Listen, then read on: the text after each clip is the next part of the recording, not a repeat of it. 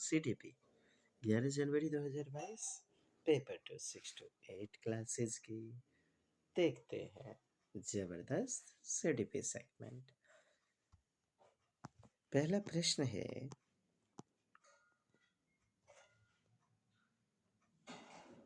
ये देखें, कौन सा उदाहरण विकास के समीप दूराभिमुख अर्थात क्या ना प्रॉक्सिमोडिस्टल अर्थात केंद्र से बाह्य दिशा में, सेंटर टू पेरिफेरल स्टेट। तो क्या हो जाएगा? पहला विकल्प, चलना सीखने पहले दृश्य क्षमताओं का विकास होता है। चलना सीखने से पहले दृश्य क्षमता का विकास बाहों का प्रभावी उपयोग हाथों का उपयोग करने की क्षमता से पहले होता है। बाह का प्रभावी उपयोग हाथों का उपयोग करने की क्षमता, जैसे ये बाह है, बाह से कहाँ? उंगलियों की तरफ, और यह हमारा उत्तर होगा। अर्थात छोटी मांसपेशियों को बाद में बच्चा चलाना सीखता है। पहले केंद्र में, जैसे ये जो बाह है, पूरा हाथ ले लीजिए, पूरा बाह, और यहाँ केंद्र, यानी बच्चा पहले दाएं करवट लेता है, बाएं करवट लेता है। जन्म के बाद 1 महीने 2 महीने तक आपने देखा होगा पूरा हाथ पैर वगैरह थोड़े हिला पाता है। केंद्र, जैसे यदि बात करें पैर का, तो जंघा, ये जो केंद्र है, यहाँ पर बच्चा इसके सहारे करवट लेता है। अच्छा जी, जैसे नाभि, माता के नाल से बच्चे को भोजन, हवा आदि प्राप्त होती है गर्भावस्था में। तो आपने क्या देखा? केंद्र से सबसे पहले सेंटर में ताकत, फिर बाह्य दिशाओं में पेरिफेरल, आउटवर्ड्स, अन्य अन्य डायरेक्शन में, चक्राकार रूप में। तो केंद्र से बाह्य दिशा में, इसी को तो प्रॉक्सिमोडिस्टल कहा जाता है दोस्त। समीप से दूराभिमुख, केंद्र से बाह्य दिशा में अधोगामी सिद्धांत। और कहता है पूरा बाह, जैसे ये बच्चा है, ठीक, ये देखिए कितना बेजोर हम बच्चा बनाए हैं। ये हाथ है पूरा, ठीक है। तो यहाँ सबसे पहले ताकत आती है इस बाह में। तो बाहों का प्रभावी उपयोग करने की क्षमता से पहले होता है। बाहों का प्रभाव यानी effective use of arms proceeds the ability to use hand. माने हैंड का यूज, जो हाथ है ना, हाथ का यूज करने से पहले यहाँ पर ताकत आती है। फिर उसके बाद केहनों में धीरे धीरे हथेली पूरा, अतः फिर उंगलियों में ताकत। इसे क्या कहेंगे हम? सेंटर टू आउटवर्ड्स प्रॉक्सिमोडिस्टल विकास का डायरेक्शन कहेंगे। और ऑफलाइन कक्षा में भी हमने कई बेहतरीन तरीकों के उदाहरण से बताया हुआ है। यहाँ पर कह रहे हैं चलना सीखने से पहले दृश्य क्षमताओं का विकास। तो ये कौन सी बात हुई भला? चलना सीखने से पहले दृश्य क्षमता, बच्चा आखिर छोटी मांसपेशियां जो होंगी उनको बाद में करेगा, पहले बड़ी मांसपेशियों का उपयोग करता है। मतलब ग्रॉस मोटर स्किल पहले, स्थूल गतिक कौशल वाला, और फिर उसके बाद फाइन मोटर स्किल, सूक्ष्म गतिक कौशल। व्यक्तिगत उंगलियों की गति को एकीकृत करना सीखने से पहले उंगली पकड़ने में महारत, उंगली से पकड़ने में महारत हासिल नहीं की जा सकती। ये देखिए, उंगलियों की गति को एकीकृत करना सीखने से पहले उंगली पकड़ने में महारत हासिल नहीं किया। ये तो उल्टा वाला बात हो गया ना। उंगली पकड़ने में, ये देखिए, grasping can not be mastered before learning to integrate. तो पहले तो हो जाता है ना उंगली पकड़ने में, मूवमेंट ऑफ इंडिविजुअल फिंगर्स। चीजों को पकड़ना अंगुलियों से, गति को एकीकृत करना सीखने से पहले पहले आएंगी, और फिर उसके बाद व्यक्तिगत अंगुलियों की गति। अच्छा जी, शरीर के आकार, तंत्रिका तंत्र के विकास की क्रम व गति अलग अलग होती है। ये तो विकास का सिद्धांत, माने दर अलग अलग होता है, गति अलग अलग, तंत्रिका के विकास की क्रम। ये आपका प्रॉक्सिमो डिस्टल के बारे में नहीं कहा जा रहा है। स्पष्ट रूप से हमारा उत्तर क्या हो जाएगा? B number. बाहों का प्रभावी उपयोग हाथों का उपयोग करने की क्षमता से पहले होता है। ये बाह का उपयोग पहले, तब फिर हाथ वगैरह। स्पष्ट है ना? मतलब निकटस्थ से दूर के क्रम का अनुसरण करता है। पहले हाथ व पैर की मांसपेशी पर नियंत्रण सीखता है, बाद में अंगुलियों के संचालन में निपुण होता है। मध्य से बाहर दिशा में। B number. विकासात्मक परिवर्तन कहा जा रहा है तो एक क्रमबद्ध और क्रमिक तरीके से होता है, बिल्कुल एक ऑर्डर में चलता है, एक सीक्वेंस में। दर अलग अलग होती है, जो गति होती है वो अलग अलग होती है।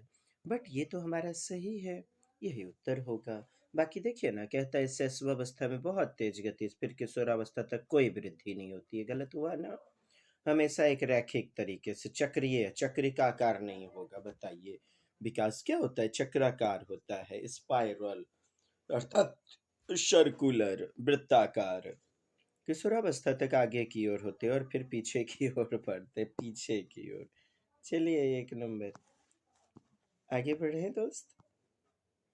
अगला है आपका कि वातावरण और आनुवंशिकता, मतलब एनवायरनमेंट और हेरिडिटी, जेनेटिक्स, इनहेरिटेंस, उसका दोनों का परस्पर क्रिया होता है ना। तो इसके लिए क्या होगा? माने कि सब कुछ, physical, cognitive, mental, social, emotional, linguistic, यानी कि हर चीज जो कि आपस में सहसंबंधित होते हैं।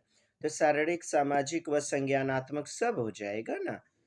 मतलब इसमें कुछ एक ही बात है, एक ही बात है, इसमें दो बातें हैं, इसमें तीन चार बातें दी गई। बड़े पक्ष का चुनाव करेंगे ना, जिसमें जो ज्यादातर विकल्प दिए, हमारा डी नंबर उत्तर होगा। हर चीज के लिए द्योतक क्या होगा?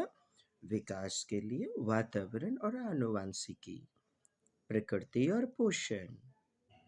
समाजीकरण के संदर्भ में कहा जा रहा है तो मीडिया समाजीकरण के प्राथमिक संदर्भ, मीडिया तो द्वितीयक होता है ना। मीडिया, धर्म कर्म की बातें, सरकार, विद्यालय, ये सब द्वितीयक होती है दोस्त। क्योंकि बच्चा इनके संपर्क में बाद में आता है। सबसे पहले परिवार, रिश्तेदार, नातेदार, अड़ोस पड़ोस आदि। मीडिया सामाजिक की द्वितीयक संस्था, ये बात सही है। और आपसे पूछ रहा है सही कौन सा है? यही हो जाएगा। मीडिया बच्चे के सूक्ष्म तंत्र का अभिन्न हिस्सा है। सूक्ष्म तंत्र का माने प्रत्यक्ष रूप से नहीं देखता है क्या? गलत है, मीडिया सामाजिकरण संस्था नहीं है। क्यों? बच्चा नियम, कायदे, कानून, सामाजिकरण सीखता है ना। B number. नेक्स्ट, पियाजे के सिद्धांत में कहता है कि किसी वस्तु की केवल एक विशेषता पर, यानी एक विशेषता यानी केंद्रीयकरण, किसी एक विशेषता, सेंट्रलाइजेशन को देख रहा है। नेक्स्ट बढ़ते हैं आगे। अगला प्रश्न है हमारा, निम्नलिखित में कौन सा मिलान कहता है पियाजे के संज्ञानात्मक चरण को सुप्रभावित से विशेष ढंग से दर्शाता है? अच्छा, जीववाद पूर्व संक्रियात्मक में होता है ना। एनिमल्स बिल्कुल सही होगा, और यही हमारा उत्तर भी होगा। यस, संवेदी प्रेरक अवस्था में प्रतीकात्मक विचार थोड़े होता है, ये तो दूसरी अवस्था में। मूर्त संक्रियात्मक में अनुकरण, ये तो सेंसरी मोटर स्टेज में होगा। अमूर्त संक्रियात्मक केंद्रीकरण नहीं साहब। चलिए बढ़ते हैं, एक नंबर उत्तर है। कहता है कि लेव वाइगोत्स्की के भौतिक उपकरण, क्या? सामाजिक सांस्कृतिक उपकरण, भौतिक उपकरण। अब देखिए, भौतिक उपकरण, स्कीमा, स्कीमा, स्कीमा, ये तो पियाजे के टर्म्स है ना। तो हमारा उत्तर क्या हो गया? C number. बाकी और सुनिए, भौतिक सहायता देना यानी सामाजिक सांस्कृतिक गतिविधि से अंतः क्रिया वाला सहायता, स्कैफोल्डिंग करवाएं, स्कैफोल्डिंग। अब बताइए, बच्चे को यदि कॉन्सेप्ट में दिक्कत हो रही है तो नक्शा का प्रयोग करवाइए, नक्शा का प्रयोग। मैथ की कक्षा में दिक्कत हो रही है तो मैथमेटिक्स लेबोरेटरी में, मैथमेटिक्स का प्रयोगशाला वाली कक्षा में कैलकुलेटर का इस्तेमाल करवाइएगा कि नहीं? तो बच्चों को सामाजिक पाठ निर्माण, ढांचा निर्माण यहाँ से भी होगा ना। Yes, 3 number. लेगावस्की के विचार में निजी भाषा क्या करती है साहब? तो बच्चों को कार्य को दिशा प्रदान करने में मदद करती है, प्राइवेट स्पीच। आप जानते हैं कि पियाजे ने कहा हुआ है, विचार पहले आता है, भाषा भाषा बाद में। विचार अर्थात संज्ञानात्मक भाषा। कैसा? संज्ञानात्मक, अहम केंद्रित। और वाइगोत्स्की के अनुसार निजी वार्ता, व्यक्तिगत वार्ता, व्यक्तिगत संवाद, प्राइवेट स्पीच, निजी संप्रेषण भाषा। तो भाषा पहले, विचार बाद में, कहते हैं वाइगोत्स्की। 0 से 2 वर्ष तक, और फिर 2 वर्ष के बाद दोनों साथ साथ चलते हैं। विचार जो कि आंतरिक होता है ना, और निजी भाषा मतलब सामाजिक वार्ता, दोनों साथ साथ चलते हैं। चलिए बच्चे, अहंकारी सोच गलत। वैगोत्स्की के अनुसार पूछ रहा है ना, ईगोसेंट्रिक तो होगा नहीं, कोई संज्ञानात्मक कार्य नहीं करता है, गलत। महत्वपूर्ण सामाजिक कार्य करता है, सामाजिक आ गया ना। ये तो कह रहा है बाधा डालता है, तो बाधा गलत होगा, 1 नंबर हो जाएगा उत्तर, सामाजिक, वैगोत्स्की के अनुसार। अच्छा दोस्त, कहता है प्रश्न, प्रगतिशील कक्षा, प्रोग्रेसिव क्लासरूम। बात इतनी सी है दोस्त, प्रगतिशील कक्षा मतलब चहुमुखी विकास, हॉलिस्टिक डेवलपमेंट होगा कैसे बच्चे का?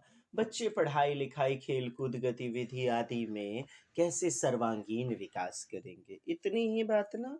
मतलब बाल केंद्रित शिक्षण प्रणाली को लागू कैसे किया जाएगा? आइए, पहला विकल्प, विभिन्न प्रकार की सामग्री की उपलब्धता, सही है ना। बहुविविधता को सुसाधित करना, विभिन्न प्रकार की गतिविधि करवाइए, सामग्री को टीएलएम मटेरियल को प्रोत्साहित करवाइए, कैसा विभिन्न प्रकार का गतिविधि, एक्टिविटी करवा करके, और कार्यों का प्रावधान अर्थात टास्क वगैरह, छोटे छोटे खंड में, समूह में कार्य को बांट दिया गया, बिल्कुल सही है। प्रत्यक्ष निर्देश का पालन, अब देखिए, निर्देश पर आधारित कक्षा, ये बाल केंद्रित कक्षा प्रणाली का हनन होगा। मतलब शिक्षक ही जहाँ सर्वे सर्वा होगा, शिक्षक निर्देश दे रहा है, इंस्ट्रक्शन दे रहा है, ये गलत होगा। प्रत्यक्ष वस्तु नहीं बोल रहा है, मूर्त वस्तु नहीं है, यहाँ पर प्रत्यक्ष निर्देश है। औपच उपच वो उपदेश दे करके शिक्षक करवा रहा है, जबकि अनुपदेशात्मक कक्षा बेहतर होती है। चलिए, गलत हो गया, रट्टा मार प्रत्यास्मरण गलत है। आइए, 1 और 2 उत्तर सही होगा। आइए, कोहलबर्ग के अनुसार सही सुमेलित का चुनाव करना है। सार्वभौमिक नैतिक अभिविन्यास, सजा से बचना। साहब, सजा से तो दंड एवं अनुशासन में बचने वाली बातें होंगी। अच्छा लड़का, अच्छी लड़की, अभिविन्यास, आदर्श पारस्परिकता, पारस्परिक रूप से। अच्छा लड़का, अच्छी लड़की में क्या होता है? दूसरों का अनुमोदन, दूसरे हमें अच्छा कहें, दूसरों की स्वीकृति के अनुसार दूसरों को खुश करने लायक कार्य करना, है ना। तो आदर्श पारस्परिकता माने आपस में जो है बेहतर आदर्श रूप में, आइडियल बनना, आदर्श बनना, है ना, किसी के बताए द्वारा बेहतर काम करना, सही सही पॉजिटिव दिशा में, तभी तो आदर्श बनेंगे। C नंबर, कानून और व्यवस्था अभिविन्यास, आदान प्रदान एक समान। ये तो हमारा सापेक्षतावादी उन्मुखता में होता है, वस्तुओं का आदान प्रदान, टिट फॉर टैट, गलत है ना। सामाजिक अनुबंध, यहाँ समाज के द्वारा चुने गए निर्णय, स्वविवेक जो है सार्वभौमिक में जाता है, यूनिवर्सल एथिकल कॉन्ट्रैक्ट ओरिएंटेशन, गलत हो गया। उत्तर B नंबर सही। दूसरों के अनुसार ये दूसरों के बताए हुए, दूसरों को हम अपना आदर्श मानते हैं, उन्हीं के जैसा करते हैं। रे घच का नेल डॉक्टर कहने बन जाता है तुम, है देख तो फल्ला का बेटी, देख तो डॉक्टर बन गई। तो दूसरों को आदर्श मान करके हम आगे बढ़ते हैं। अनुमोदन स्वीकृति। चलिए बढ़ते हैं आगे। बुद्धिमत्ता के समकालीन सिद्धांतों के अनुसार बोले तो बुद्धि के बारे में और भी बहुत सारे समकालीन मनोवैज्ञानिकों ने अपने अपने सिद्धांत दिए हैं। तो समकालीन सिद्धांतों के अनुसार बुद्धि क्या है? क्या है बुद्धि? केवल नकल करने की क्षमता, विशिष्ट एकाकी क्षमता, क्षमताओं का समूह। Yes, a set of capabilities, कार्य क्षमताओं का एक समूह है। C number. एक प्रकार का केवल विशिष्ट, अरे यार विभिन्न विभिन्न प्रकार का भी तो होगा। एक विलक्षण और सामान्य अवधारणा, यानी कि एक अद्भुत वाला। और कहता है एक सिंगुलर, एक विलक्षण, बहु नहीं, बहुत सारा नहीं, एकमात्र। जैसे बीने ने दिया हुआ था एक कारक सिद्धांत, निरंकुशतावादी जिसे कह दिया गया कि बुद्धि एक कारक से बल करके बनती है। चलिए गलत हो गया, आगे बढ़ें। सी नंबर सही है।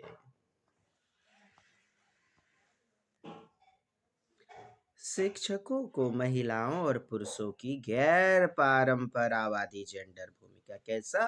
गैर परंपरावादी, बोले तो गैर रूढ़िवादी, अर्थात पॉजिटिव है ये बात। रूढ़िवादी पक्षपात नहीं कर रहा है यहाँ शिक्षक। गैर रूढ़िवादी जेंडर भूमिकाओं पर चर्चा करनी चाहिए। इससे क्या होगा? जो परंपरावादी विचारधाराएं हैं उनको चुनौती मिलेगी। परंपरावादी विचारधाराओं को चुनौती, जेंडर रूढ़िवादिता, जेंडर परंपरावादिता को चुनौती, यानी जेंडर असमानता, विभेदता, जेंडर वर्गीकरण, भेदभाव को चुनौती मिलेगी। बिल्कुल सही उत्तर बी नंबर। जेंडर पक्षपात को बढ़ावा, तब टीचर तो खुद खचड़ा है, एक नंबर का प्योर। जेंडर भेदभाव को बढ़ावा, गलत। भूमिका में लचीलेपन को चुनौती मिले। किसको? लचीलापन। लचीलापन यहाँ पर क्या मतलब हो जाएगा? एक मेल टीचर पढ़ा रहा है तो मेल वाले बच्चों को ज्यादा पसंद करता है। फीमेल टीचर पढ़ा रही है तो वो फीमेल का तरफदारी कर रही है। मतलब अपने बुद्धि के अनुसार एग्जाम जो है लचीलापन। तो लचीलापन वहां कॉन्सेप्ट के साथ सही होता था दोस्त, कि शिक्षण विधि कैसी होनी चाहिए। तो लचीलापन, सरल, जटिल, हर चीज। लेकिन यहाँ पर एकमात्र विधि लागू होगी, वो लचीला नहीं होना चाहिए। समानता, लड़के लड़कियों में समानता, लचीला नहीं। लचीला तब तो पक्षपात करेगा भी, नहीं भी करेगा, बीच वाला भी भाग लिया जा, मतलब नहीं होगा दोस्त मेरे। बी सबसे बेस्ट पॉजिटिव उत्तर। एसरसन एक स्टेटमेंट दिया गया, शिक्षिका को बच्चों के व्यक्तिगत रूप से काम करने के लिए प्रोत्साहित करना चाहिए। कैसे व्यक्तिगत? वह सहयोग करने से हतोत्साहित करना चाहिए। बताइए, सहयोगात्मक गतिविधि से वंचित किया जा रहा है। सहयोगात्मक, कोलैबोरेटिव लर्निंग से गलत है ना। विविध शिक्षार्थी वाली कक्षा में, यानी व्यक्तिक विभिन्नता वाली कक्षा में सहयोग एक अत्यधिक अप्रभावी रणनीति है। बताइए, अप्रभावी है, इफेक्टिव होता है ना दोस्त, प्रभावशाली रणनीति। ये तो पूरे तरह से विकल्प गलत है। डी नंबर मारिए, दोनों गलत। 14 नंबर, मूल्यांकन के बारे में कौन सा कथन सही नहीं है पूछा जा रहा है। तो सीखने के लिए मूल्यांकन सीखने सिखाने की प्रक्रिया के पहले, दौरान व बाद में होता है। पहले, शुरू में, बाद में। चलिए ठीक तो है। सीखने के लिए मूल्यांकन रचनात्मक मूल्यांकन पर केंद्रित होना चाहिए, फॉर्मेटिव। मूल्यांकन की प्रक्रिया गतिक होनी चाहिए। गतिक बोले तो कैसा? डायनेमिक। चलिए यह भी सही है। क्या गलत है? मानकीकृत गलत हो जाएगा, यानी बाहरी दुनिया से नहीं जोड़ करके। अनौपचारिक नहीं है, अमानकीकृत नहीं है, केवल मानकीकृत, विश्वसनीय, स्टैंडर्ड, अर्थात किताबी वातावरण से जोड़ करके केवल देखना। चलिए, यही गलत है, यही उत्तर है डी नंबर। मूल्यांकन की प्रक्रिया गतिक होनी चाहिए। कैसा? डायनेमिक होनी चाहिए, गतिशील होनी चाहिए। अर्थात डायनेमिक मतलब क्या? गतिशील। गतिक, गतिशील होनी चाहिए। इसका मतलब हुआ ना क्या कि सरल प्रश्न, जटिल प्रश्न, मध्यम प्रकार के, हर प्रकार की चीजें होनी चाहिए, गतिशील होनी चाहिए, गतिक। पढ़ाई के साथ साथ बाहरी दुनिया से जुड़ी हुई भी होनी चाहिए। यह भी सही है। गलत कौन है? डी, और यही उत्तर होगा।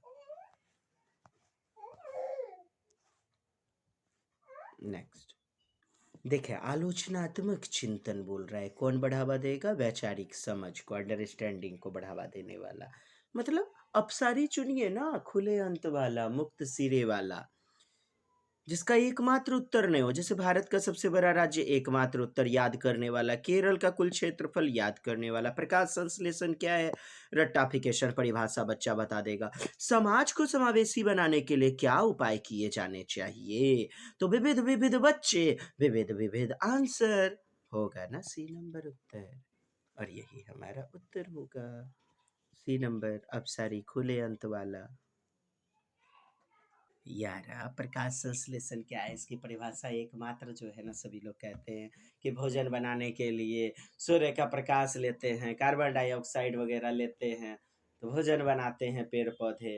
यही है प्रकाश संश्लेषण, है ना। बहुत सारे बच्चों का मिलता जुलता उत्तर हो जाएगा। इसमें ज्यादा विशेष अपसारी चिंतन नहीं है।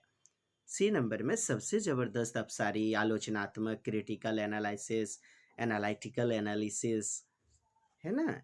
सी नंबर कहता है समावेशन को बढ़ावा देने के लिए क्या आवश्यक है? तो लचीला पाठ्यक्रम, गम्य इमारतें, समावेशन कहा जा रहा है। समावेशन, ठीक है। समावेशी कक्षा में कैसा? लचीला पाठ्यक्रम। लचीला तो होना चाहिए ना। अब देखिए, पाठ्यक्रम सरल होना चाहिए, जटिल होना चाहिए, स्कूली वातावरण से जोड़ा हुआ, साथ ही साथ जो है ना बाहरी वातावरण, मैंने हर प्रकार की गतिविधि, इसको लचीला कहेंगे। और अभी आपने प्रश्न देखा, लचीलापन, उसके साथ भी मार दिया। यार, प्रश्नों के साथ पढ़ाई की गतिविधियां जो होनी चाहिए वो लचीली होनी चाहिए, लेकिन लिंग पूर्वाग्रह में नहीं करना है ऐसा। गम्य इमारतें, इंफ्रास्ट्रक्चर, बिल्डिंग, वो बेहतरीन होनी चाहिए। बोले तो विकलांग, जो दिव्यांग बच्चे हैं, उनके लिए आसानी से चढ़ने वाली लिफ्ट लगी हुई होनी चाहिए। व्हील चेयर के लिए जो है ना स्लॉपिंग बना हुआ होना चाहिए। तो इमारतों का भी ख्याल रखेंगे हम। गम्य अर्थात गुजरने के लिए, पहुंचने के लिए, एक्सेसिबल करने के लिए। गम्य अर्थात जाने के लिए, गुजरने के लिए, बेहतरीन इमारतें। बिल्कुल सही। और एक नंबर आपका विकल्प उत्तर होगा। बाकी देखिए ना, योग्यता के आधार पर कह रहा है विद्यार्थी की पहचान और पृथक्करण अलग कर देना, गलत हुआ। प्रतियोगिता केंद्रित शिक्षा शास्त्र, कंपटीशन करवाना, प्रतिस्पर्धा, गलत हुआ ना। एक नंबर। दोहराव और बार बार किए जाने वाले व्यवहार, क्या? रिपीट कीजिएगा। तो इससे क्या आ जाएगी बच्चे में? दोहराव और बार बार किए जाने वाले व्यवहार, एक ही कार्य को बार बार दोहराना, तो ये ऑटिज्म का लक्षण है। किसकी विशेषता है? ऑटिज्म, स्वलीनता। एक ही कार्य को बार बार दोहराना, दोहराव करना, दोहराव और बार बार किए जाने वाला व्यवहार, रिपीटेटिव एंड रिचुअलिस्टिक बिहेवियर। बात समझे मेरी दोस्त। स्वलीनता, जिसमें बच्चे जो है ना सामाजिक संचरण, अपनी विचारों की अभिव्यक्ति नहीं कर पाते हैं, दूसरों के विचार को सुन करके समझने में भी कठिनाई होती है। तो यह हमारा जो है उत्तर हो जाएगा।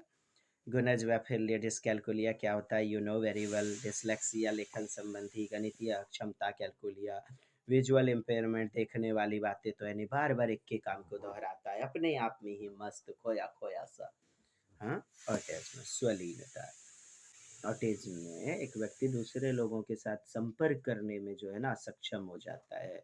सामाजिक हानि, बोलचाल की कठिनाई, बार बार जो है ना दोहराता है एक ही चीज को। जैसे कोई बोल दिया पागल पागल पागल पागल, दोहराएगा। व्यवहार के टकसाली रूप से पहचाना जाता है, यानी कि एक ही व्यवहार को बार बार दोहराना। संलीनता से पीड़ित ना कुछ लोग अपेक्षाकृत जो है ना स्वतंत्र जीवन जीने में सक्षम होते हैं, अपेक्षाकृत लगभग लगभग। लेकिन कुछ दूसरों के पास सीखने की विकलांगता हो सकती है, उन्हें जीवन भर के लिए विशेषज्ञों की ज़रूरत पड़ जाती है। ऐसे कुछ बच्चे जिनको जीवन भर विशेषज्ञ स्पेशलिस्ट के पास जाना पड़ जाता है। चलिए 1 नंबर उत्तर होगा। देखिए दोस्त, कहता है विद्यार्थियों के समावेशन में मदद करेंगे जिनका ध्यान न्यून अति सक्रियशीलता, यानी एडीएसटी, अटेंशन डेफिसिट ध्यान न्यून अति सक्रियशीलता विकार, अटेंशन डेफिसिट और hyper active disorder. Attention deficit ध्यान में अवधान में न्यून और कभी कभी अति सक्रिय, एक ही कार्य को बार बार दोहराएगा। भोरे देखिएगा बैठेगा एक के काम चावल चुनने बैठेगी रात तक एकदम लगे हुई है, एक ही कार्य को बार बार दोहराएगा।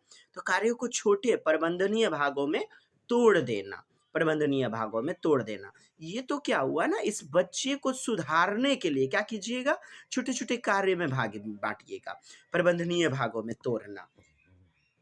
तो मोहित कौन सा विद्यार्थियों के समावेशन में मदद, अच्छा समावेशन में मदद यानी कि बेहतरीन रूप में उसे कैसे एजिमुलेट कर देंगे, कैसे समावेशित कर देंगे। बिल्कुल 1 नंबर हमारा उत्तर होगा। लंबे और दोहराव वाले दत्त कार्य, होमवर्क कैसा देना, लंबा टाइप का दोहराव वाला तो नहीं, ऐसे नहीं। विकर्षण तो गलत है, डिस्ट्रैक्शन और उल्टे बच्चा डिस्ट्रैक्ट है और आप डिस्ट्रैक्ट भी कर दीजिएगा। संलग्न के विविध तरीकों को अपनाना नहीं, प्रतिबंधित करना, हर ये गलत है, प्रतिबंधित बढ़ाना चाहिए ना। चलिए 1 नंबर हमारा उत्तर। एनालिसिस यानी छोटे छोटे खंड में बांट देना, कार्य को छोटे प्रबंधनीय भागों में तोड़ना। चलिए आगे बढ़े। होता क्या है ना, जिनको एडीएचडी होता है ना, लंबे समय तक वैसे व्यक्ति को बैठने में परेशानी का सामना करना पड़ता है। लंबे समय तक एक ही कार्य जो है ना, उस कार्य पर माने कि अनमने ढंग से एकदम करते रहेगा, अनमने ढंग से गलत सलत। लेकिन ध्यान केंद्रित करने में, अवधान करने में, अटेंशन में, उसमें काफ़ी दिक्कत होती है। ऐसे व्यक्ति जो हैं, ऐसे व्यक्ति को आपने देखा होगा कि ऐसे व्यक्ति जो ग्रसित होते हैं इन चीज़ों से, अत्यधिक सक्रिय मतलब जो है ना, कभी कभी जो है ना एकदम संवेग इतना हावी हो जाएगा, आवेग वगैरह आएगा, अपने आप को इतना एक्टिव दिखाएंगे, भले गलत ही क्यों ना कर रहे हो, अपने आवेग को, संवेग को नियंत्रित नहीं कर पाते हैं। इसलिए ऐसे छात्रों को विभिन्न छोटे छोटे कार्यों में संलग्न करवाइए और ध्यान जिससे एकाग्रचित करने में मदद मिलेगी। 19 नंबर, उन विद्यार्थियों के सफल समावेशन के लिए। कैसा विद्यार्थी, जो आर्थिक रूप से कमजोर वर्ग से है। कैसा है, आर्थिक रूप से, सोशियल रूप से, जैसे कोई गरीबे बच्चा है, हाँ, जैसे अमीर बच्चा है, जैसे बच्चा दिव्यांग है, पिछड़े हुए वहाँ भाषा का प्रयोग किया जा रहा है, वैसी सोसाइटी से बिलोंग यदि कर रहा है, तो ऐसे बच्चों को, क्या आप बच्चों की अधिगम क्षमता का उनके सामाजिक वर्ग के साथ सहसंबंध बनाइएगा? नहीं, ऐसा कदापि नहीं करना है। कि बच्चों की अधिगम अक्षमता के लिए, अधिगम की क्षमता का, क्षमता एबिलिटी उनके सोशल क्लास से जोड़ना है। कि तुम तो 1 नंबर गरीब का बच्चा है, भिखारी का बच्चा है, तुम तो शूद्र का बच्चा है, इसीलिए तुम जो है ना हमेशा जो है ना बुद्धि तुम्हारा जो है ना गोबर गने से रह जाएगा। भाग गधा कहीं का, गलती कर दिया, हो सकती है बच्चे से गलती हो गई, उदाहरण सुनिएगा, बच्चे से गलती हो गई क्लास में, हाँ, हिसाब को बनाने में, तुरंत उसके जात पात को उटक देगा, सामाजिक सांस्कृतिक पृष्ठभूमि ले लेगा एक शिक्षक। गधा कहीं का नीच भंगी है एकदम, इसलिए तुम जो है ना बार बार गलती करता है, गधा कहीं का, बापे वैसने है तुम्हारा तो जो है ना बेटा नहीं होगा, चट्टा आवारा। तो उनकी सामाजिक सांस्कृतिक पृष्ठभूमि को नहीं लेना है, उनको सुसंबंधित नहीं करना है यहाँ पर, यह कॉन्सेप्ट दूसरा है साहब। यहाँ पर बच्चे ना आर्थिक रूप से कमजोर वर्ग से हैं। आप हर व्यक्ति के सामाजिक वर्ग को क्या दीजिएगा? स्वीकार, सम्मान करते हुए, उनकी आर्थिक पृष्ठभूमि का सम्मान करते हुए, सम्मान देते हुए स्वीकार कीजिएगा। इसलिए सी नंबर सही होगा। उन्हें कम उम्मीदों के लिए एक अलग संकाय यानी कि अलग टाइप का सेक्शन में डी में डाल दीजिए, सेक्शन सी में डाल दीजिए। इसीलिए यह भी गलत। कम उम्मीद, यानी सभी बच्चे अपने आप में विशिष्ट हैं। कम उम्मीद नहीं करना है किसी से, सभी सीखने के लायक होते हैं। प्रभावी संस्कृतियों से संबंधित उदाहरण का ही प्रयोग करना। कैसा? प्रभावशाली संस्कृति, वैसे व्यक्ति का संस्कृति लेना जो प्रभावशाली है। अमीर बच्चों का ले लेना। जानते हो आज बिहार जो है ना एकदम पहुंचा हुआ लोग सबका है एकदम। हाँ, जरूर कोई पहुंचा हुआ रईस सबका बिहार शादी है, तुरंत उनकी सामाजिक सांस्कृतिक पृष्ठभूमि को ले लेते हैं। यार बाहरी दुनिया में कॉन्सेप्ट जोड़िए ना थोड़ा सा। केवल प्रभावशाली संस्कृति को लेना गलत होगा।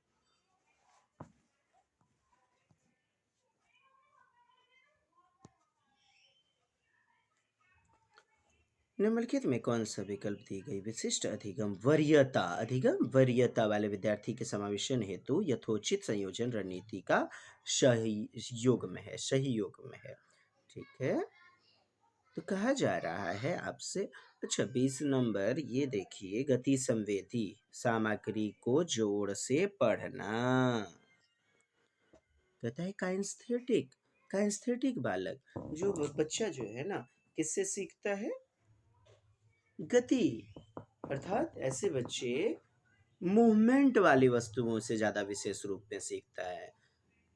इंद्रिय गामक, जैसे एक्टिंग करवा करके, हाथों का इशारा, एक्टिंग वगैरह। काइंस्थेटिक बालक, तो यहाँ पर कह रहा है जोर से पढ़ने वाली बातें, जोर से पढ़ना, ये मैच नहीं है सही सही। श्रवण, सुनने वाला तो बालक, क्योंकि देखने में तो प्रॉब्लम हो रही है। पुस्तकों को, मुख्य अंशों को चिन्हित करना। अब देखिए चिन्हित करने के लिए चाहिए आंखें, और बच्चा है श्रवण वाला विद्यार्थी। कैसा? ऑडिटरी वाला। स्पर्शनीय सामग्री, छू सकने वाली मटेरियल, मौखिक सारांश के लिए पूछना। स्पर्शनीय सामग्री के मौखिक सारांश के लिए पूछना। टेक्टाइल वाला बच्चा, बच्चा कैसा है? स्पर्शनीय। अब यहाँ से फिर आगे देखिए, सामग्री के मौखिक सारांश के लिए पूछना, मौखिक सारांश के लिए।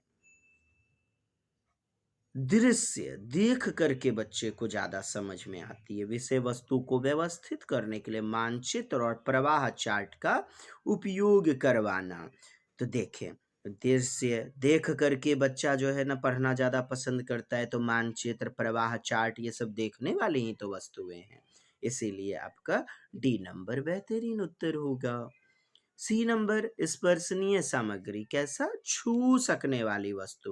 और यहाँ मौखिक सारांश पूछना मुंह से, तो मुंह से क्या? आवाज, आवाज को क्या छू पाएंगे? गलत हुआ ना।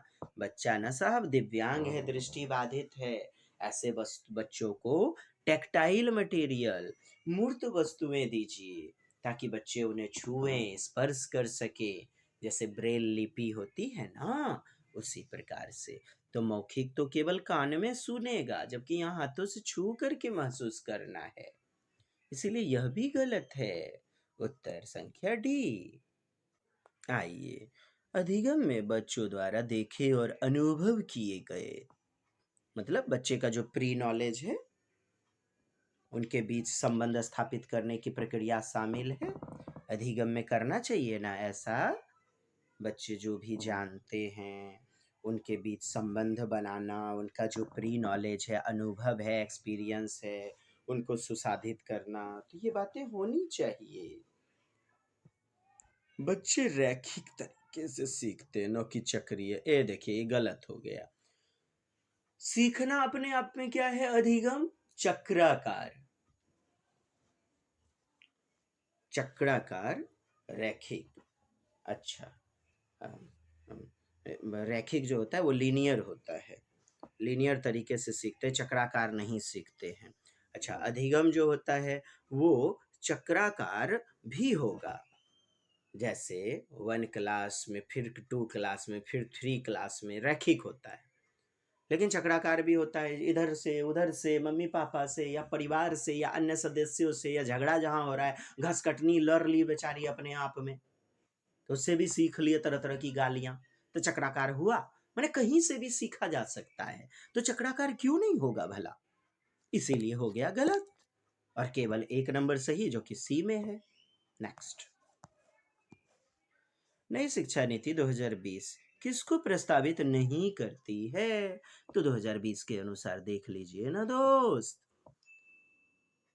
यह सीखना कि कैसे सीखना है, बिल्कुल हाउ का जवाब, वाई का जवाब देता है, क्यों, कैसे, सही है एक नंबर। विषय वस्तु की बढ़ोतरी, कंटेंट को बढ़ाना, ऐसा कहाँ लिख दिया है नई शिक्षा, ये जो है ना हमारी न्यू एजुकेशन पॉलिसी 2020 ने, गलत हो गया। 360 डिग्री समग्र प्रगति रिपोर्ट बिल्कुल होना चाहिए। कौन कौन करेंगे जांच मूल्यांकन?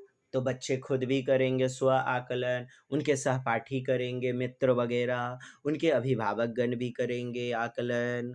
तो कैसा होगा? चक्राकार, 360 डिग्री रोटेशन, और 3 सही है। मानकीकृत कह रहा है, अमानकीकृत नहीं ले रहा है, तो गलत हो गया। भारी जिंदगी से नहीं जोड़कर 2 और 3 गलत, 2 और 4 गलत है। तो नहीं किसको करता है? 2 और 4 को, एक नंबर में मौजूद है। आइए, कहता है कि विद्यार्थी के चिंतन को सुसाधित नहीं करता है, कौन सा विकल्प नहीं करता है? मैंने निगेटिव टाइप का, अधिगम के हस्तांतरण पर आधारित गतिविधि देना, अर्थात जो भी ट्रांसफर करे ज्ञान को, जैसे पहले जो सीखा है पूर्व परिस्थिति में सीखा गया ज्ञान, नवीन परिस्थिति में मदद करवा दीजिए सिखाने में, ट्रांसफर हो ज्ञान का, स्थानांतरण हो, तो ऐसी गतिविधि करवाइए, सही तो है। समझने के बजाय रटने की ओर लक्ष्य, यही गलत है, यही उत्तर होगा। स्वनियमन और चिंतनशील, मननशील, जिज्ञासा पैदा करना, लर्निंग बाय डूइंग, क्रिएटिव जिससे होगा, सी नंबर सही है। नई जानकारी को पूर्व जानकारी से जोड़ना, एजिमिलेट करना, बिल्कुल सही है। क्या गलत है? बी नंबर, और यही हमारा उत्तर होगा। कहता है डैश और डैश, डैश और वातावरण, डैश की वातावरण की स्थापना विद्यालय में अधिगम का एक अनिवार्य हिस्सा है। किसकी स्थापना? तो सहयोगात्मक, कोलैबोरेटिव और सहकारात्मक, कोऑपरेटिव। कितना हमने ऑफलाइन में भी बताया है, परोपकारी अधिगम को, सहकारी अधिगम, कोऑपरेटिविटी को बढ़ावा देना, एक दूसरे से सहयोग करना। टिफिन नहीं लाए हैं तो टिफिन एक दूसरे को खिला देना, कलम भुला गलियो गे बहिन, ले बहिन ले ले ले, तो एक दूसरे को कलम मुहैया करते हैं, थोड़ा देर के लिए पैसा देते हैं। हाँ, कॉन्सेप्ट मैथ का नहीं सीखा तो दोस्त मुहिम पियर वगैरह सिखा देते हैं। तो एक नंबर दमदार है, प्रतिस्पर्धा नहीं होगा। बच्चे के यंत्र हैं, मशीन है, गलत है ना। भयपूर्ण, भय वाला वातावरण, गलत ना, एक नंबर केवल सही। संप्रत्यय कॉन्सेप्ट की प्रस्तुति का क्रम क्या होना चाहिए? क्रम क्या होना चाहिए? सरल से जटिल की ओर, निम्न स्तर से उच्च स्तर की ओर। सरल से जटिल आपका डी नंबर में दिया गया है 25 का। निम्न में से कौन सा विद्यार्थी की समस्या समाधान कौशल को सुसाधित करता है? समरूपक चिंतन, समरूपक मतलब क्या ना, समरूपी, जैसे आइडेंटिकल वाला, एनालॉजिकल, लॉजिकल थिंकिंग वाला, यही हमारा उत्तर होगा। क्यों? बात को समझिए तो, समरूपक, समरूपी संसाधनों को बढ़ावा देना, बिल्कुल पॉजिटिव होगा। जैसे पृथ्वी, पृथ्वी का समरूप क्या होगा टीएलएम के मटेरियल के रूप में? ग्लोब। हाँ, ग्लोब वगैरह, मानचित्र वगैरह का प्रयोग करवा रहे हैं। कॉन्सेप्ट को टीएलएम मटेरियल यानी समरूपकों के इस्तेमाल करवा करके सिखा देना। कहता है फिक्स्डनेस, अस्थिर रूप में प्रक्रिया, कैसा? एक ही प्रकार का कॉन्सेप्ट दिए जा रहे हैं, स्थिरता, गलत, फिक्स्डनेस। अनुक्रिया समुच्चय, साहब रिस्पॉन्स करवाइएगा। अनुक्रिया, अनुक्रिया करने से पहले जरूरी है बच्चा लॉजिकल थिंकिंग करे, समरूपकों का इस्तेमाल करवाइएगा तब ना अनुक्रिया। और अनुक्रिया का कह रहा है समुच्चय, सेट।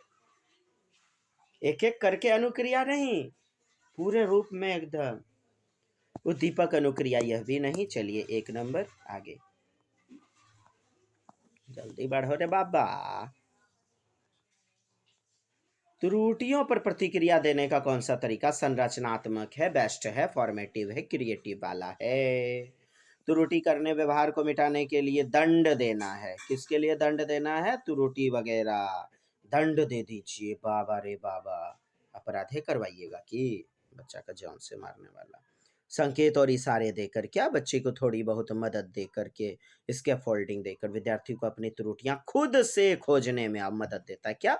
खुद से खोजने में। स्व जांच पड़ताल। तो इससे बढ़िया लर्निंग बाय डूइंग क्या होगा? इससे बच्चा क्रिएटिव माइंड क्या होगा? बच्चे को खुद से खोजने का अवसर दे रहे हैं। बी नंबर दमदार। बिना कोई प्रतिपुष्टि दिए त्रुटि पर अंक कम कर देना, नंबर काट दिए, नंबर के लिए करते हैं क्या? विद्यार्थी की त्रुटि को पूरी तरह से अनदेखा कर देना गलत हो जाएगा। त्रुटियां सीखने का संसाधन है, अंग हैं, जो कि पॉजिटिव नजरिया देती हैं। कभी कभी व्यक्ति का सामाजिक अस्मिता पर, यानी कि सामाजिक कहा जाता है इज्जत प्रतिष्ठा, उनके वैचारिक या फिर उनके अपने प्रति छवि, वही तो अस्मिता हुई। अपने प्रति बच्चे का खुद का एटीट्यूड, खुद का नजरिया अस्मिता है, पर आधारित रूढ़िवाद विद्यार्थियों में। कैसा? रूढ़िवादी। हाँ, रूढ़िवाद विद्यार्थियों में असमानता की मान्यता पैदा करता है। यानी बच्चों में क्या कर देता है? रूढ़िवादिता, असमानता पैदा कर देता है, भेदभाव को बढ़ा देता है। इस तरह के नकारात्मक रूढ़िवादियों का प्रभाव कम करने के लिए, अर्थात रूढ़िवादिता को कम करने के लिए शिक्षिका को क्या करना चाहिए? विद्यार्थी को यह कहना कि अधिगम एक अनियंत्रित प्रक्रिया है। मतलब होता है बेटा, क्या करोगे, क्या करोगे, कंट्रोल नहीं किया जा सकता है। बच्चा लोग खड़ुआ 1 नंबर बदियल होता है, वो सुधरबे नहीं करेगा, थेथर है, छोड़ दो, तुम ही सुधर जाओ। वो चिढ़ाता है तुमको नीच नीच भंगी, या गरीब गरीब गरीब, या फिर लंगड़ा बोलता है, आन्हड़ बोलता है। तुम परेशान मत हो, मैंने उसी को उल्टे चुप करवाएंगे, यह कह के कि अनियंत्रित है, ये तो कंट्रोल में है ही नहीं। गलत बात है। Telling the student that learning is an uncontrollable process. उदाहरण देना कि यह दर्शाएं कि यह रूढ़िवाद सच है, माने यह रूढ़िवादिता सही में कर रहा है रूढ़िवाद, और जरूरी है, तुम्हारे साथ यही होना चाहिए, तुमको तो चापाकल में जान दे के मार देना चाहिए। तुम जो है ना, ये वाला विकलांगता वाला, दिव्यांगता वाला अभिशाप क्यों लेके पैदा हुआ? तरह तरह की उदाहरण दिए जा रहे हैं, और कह रही है एक शिक्षिका की रूढ़िवादिता एक चिरंतन सच्चाई है, सच है। अरे यार, इससे समानता कहाँ बढ़ेगी, मुझे बताइए ना। ये रूढ़िवादी और समान विचार कहाँ कम होंगे? कम होंगे भला? ये रूढ़िवादी और समान विचार, इस प्रभाव कम करना, तो कम करना है ना मेन रूप में।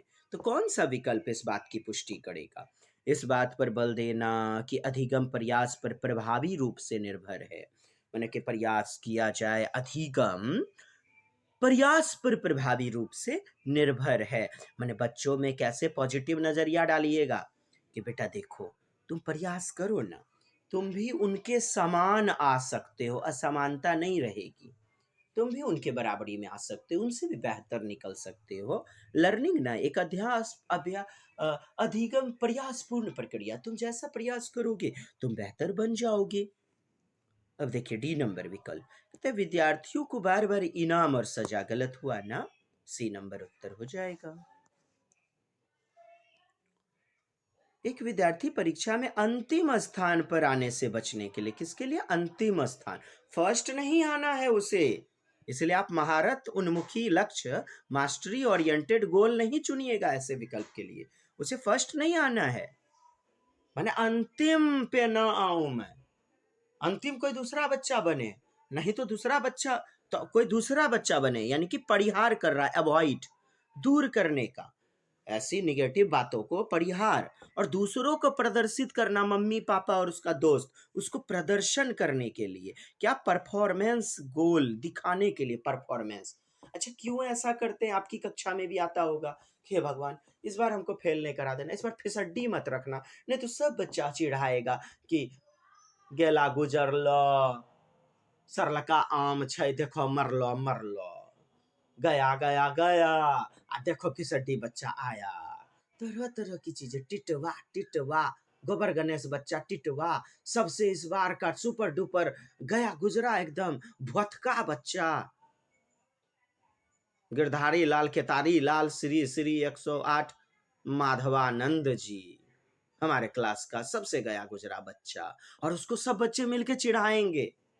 तो बच्चा वैसे प्रदर्शन को कहीं ना कहीं दूर करना चाहता है, अवॉइड करना चाहता है कि भगवान जी हम अंतिम आए कि नहीं आए, हमको नहीं आना है अंतिम, कम से कम 2-3 नंबर से कम आगे बढ़ा देना। तो ये चीजें कहाँ से आया ये कॉन्सेप्ट? आप कक्षा में झांकिए जरा दोस्त, कक्षा में ऐसे भी बच्चे दीनहीन अपने आप को जीर्ण शीर्ण महसूस करते हैं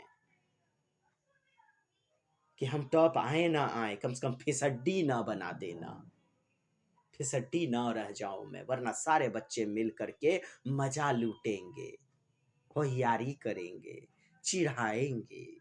तो ऐसी चीजों को परिहार, उन्मुख प्रदर्शन लक्ष्य तो दूर करना है किसको, कि अंतिम स्थान कम से कम मैं न आ जाऊं, अंतिम स्थान। ऐसी चीजों को अवॉइड किया करना है, उसे वही लक्ष्य है। प्रदर्शन किसको, ताकि दिखा सकूं दोस्तों को, अभिभावकों को, देखना रम खेलबनों के बेटा तो हमरे से फिसड्डी हुआ है मम्मी, तुम हमी को क्यों डांट रही हो बार बार। तो ऐसी चीजें करना। चलिए यही डी नंबर उत्तर होगा।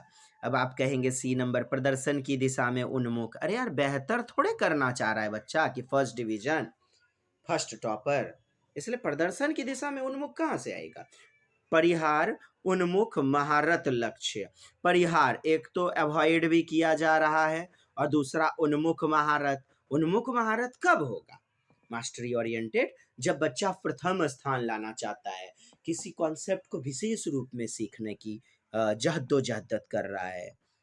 यही चीजें आपको यहाँ पर हो जाएंगी। चलिए ठीक है, आपका अगला प्रश्न बढ़ते हैं। डी नंबर उत्तर है यहाँ पर, कहता है डी 30 नंबर प्रश्न, क्या असर्सन प्रभावी शिक्षण अधिगम प्रक्रिया के लिए विद्यालय और सामुदायिक जीवन को किसी भी तरह से नहीं जोड़ा जाना चाहिए। विद्यालय वातावरण से नहीं जोड़िएगा आप, बताइए तो मुझे, मारिए कान के जड़ में एकदम, काने उखाड़ दीजिए तो। विद्यालय के जीवन से, समुदाय संस्कृति के जीवन से कहता है किसी तरह नहीं जोड़िए।